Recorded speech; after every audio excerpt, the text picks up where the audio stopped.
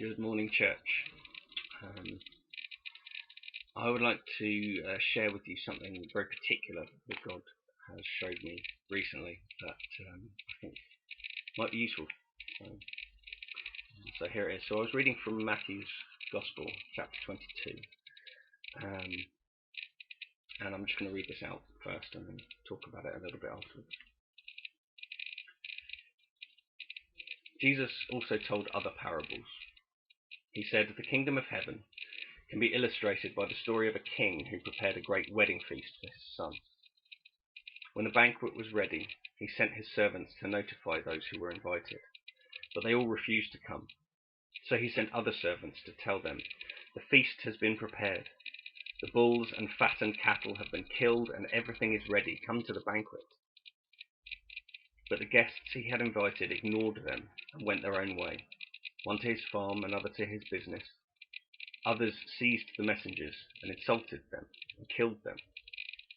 The king was furious, and he sent out his army to destroy the murderers and burn their town. And he said to his servants, 'The wedding feast is ready, and the guests I invited aren't worthy of the honor. Now go out to the street corners and invite everyone you see.'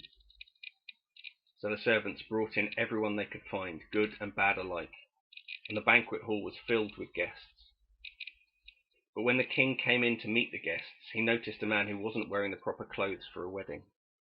'Friend,' he asked, 'how is it that you are here without wedding clothes?' But the man had no reply. Then the king said to his aides, 'Bind his hands and feet and throw him into the outer darkness, where there will be weeping and gnashing of teeth. For many are called, but few are chosen.'" Now there's a lot in that parable, and different people will pick out different things, and I've picked out different things as I've read through it. But what I wanted to talk about was the holiness of God and the centrality of the gospel. Now it seems pretty clear that the king in the story is God the Father. He lays out a banquet in honor of the Son. And there's definitely something in there about the history of Israel, about the first guests who are invited but don't attend, and something about the formation of the church. But I want to focus on the individual who's at the feast, but not arrayed correctly. He's not wearing the proper wedding clothes. Now, Jesus referred to himself as the bridegroom, and so I think the allusion to wedding clothes here is important. I think those who are wearing the proper wedding clothes are those who are in relationship with Jesus. Now, I don't know about you, but when I read passages about the sifting of the righteous from the unrighteous, the wheat from the chaff, the sheep from the goats, my conscience is such that I assume that I'm in the group that's being sifted out. I assume that I'm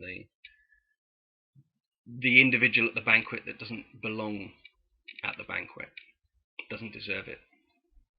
And when I read this passage, I had that experience. I read it and I was fearful of the true, correct, and righteous judgment of God, the king in the story, who approaches the individual and says, there's something up. Because God can't accept wrongness. It's not in his character, it's not in his nature. But I want to concentrate on one line in this story. When confronted by the holiness, the righteousness of God, this outsider, this oddball, this person who's at the feast but shouldn't necessarily be there right now, he's asked a question by God. He has an encounter with God directly, the king in the story. He says, "Friend, how is it that you're here without wedding clothes?" But the man had no reply, said Jesus in the parable. And it was that was the turning point, when I was sat in my sense that I don't belong, there's something wrong with me. I'm the poorly dressed wedding guest.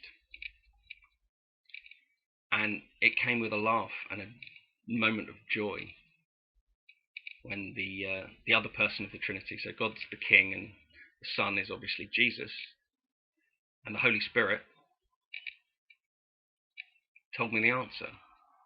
It's that if you feel like that, if you feel like you're the person who doesn't belong, the person who's done wrong, the person whose character or life has left them feeling like they're in rags, there is an answer now, after the resurrection. When challenged by the goodness and the holiness and the righteousness of God, against which none of us can stand, there is a reply, and the reply is, Jesus invited me. The reply is, I'm with him.